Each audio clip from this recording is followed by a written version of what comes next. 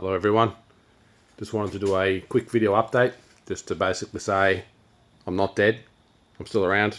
It's been a while since the last video. I did say the next one would be on the dyno. I'm not there yet. I've had a couple of little setbacks and yeah, just been working on a couple of little things to kick things along, but I'll just sort of summarize what I've been up to. First issue, there's some pictures circulating around Facebook. My shifter snapped off while I was in Melbourne. Snapped off at peak hour traffic and ended up blocking the main highway in Melbourne, which was awesome. So that's a American shifter that bolts directly onto the transmission. The main shaft just sheared straight off, so I've pulled that all apart after getting towed home. Welded it back together, put it back in, and we're all good to go now. Some other issues I've run into. These push lock fittings, they're useless. I don't know why I convinced myself that'd be a good idea. I did it because I had some fittings already and I thought it'd be a good idea to save some money and just do that. They get warm, they come off, they're shit. So I've gone and put all of these clamps on here to try and hold them in place, which will be good. So everything on the pressure side has a clamp on it now. So hopefully that gets me out of trouble. In addition to that, I've been fighting this challenging problem with the car with, as soon as it starts to build boost, just doing some street testing, the engine will cut out and then it will come back again, which is annoying. But the problem with that is it will also stall then the next time I approach a stop sign or a red light or something. When it stalls, I had no brakes, which I then identified as a problem with that brake booster. Has no reserve once the vacuum from the engine disappears. So it wasn't the check valve, it was actually the booster. So I'm like, all right, that's a problem I need to fix. I'll change it. I have done. I've changed it to another used unit. This one's also no good, but it's no good differently. This one has vacuum and it has reserve, and I get a couple of pumps on the pedal after the engine stopped. But it is very, what do I say? It's it provides very poor vacuum assist normally. So the pedal is really hard.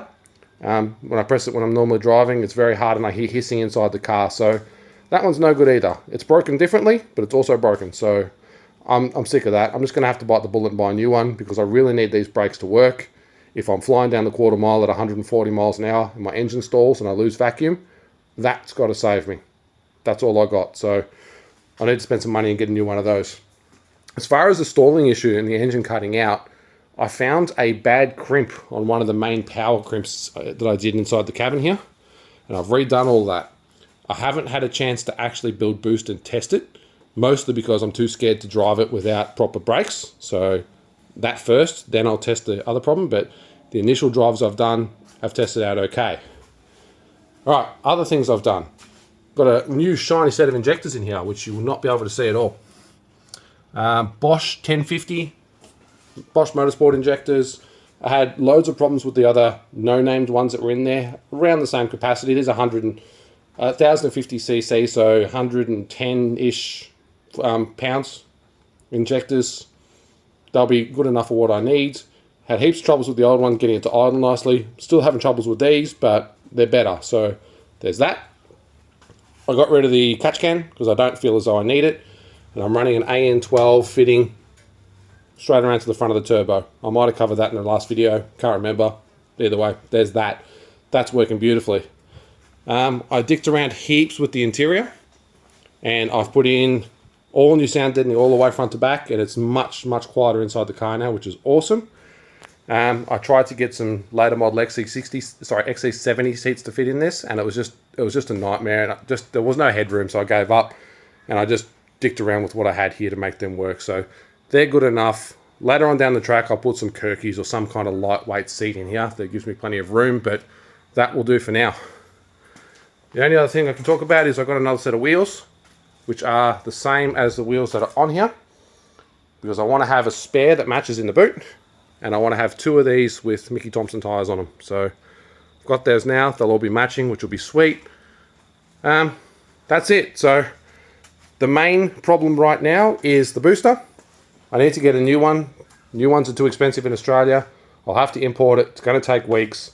I can't do anything else until I've got it. So that's where I'm at. I'm going to order one tonight, and when it's here, I'll post up another video of putting that in, and then hopefully, we'll be off to the dyno shortly after that. So please don't lose faith. I haven't given up on the project. I've just had a setback, and it's more of a time issue than anything else. Nothing's moving quickly in the current climate and economy. It'll be here when I get it, and it'll be in shortly after that, and then we'll be boosting. So thanks anyone for the support that you've given me so far. Like and subscribe. Let me know you're still watching. Tell me all sorts of good stuff about my car. Anything you want to see me do. Criticize something. Tell me something I've done shit. Complain about this stupid push lock that I've put on here. Like, tell me how shit that is. I agree, but tell me about it anyway. We'll go from there. Thanks very much. See you later.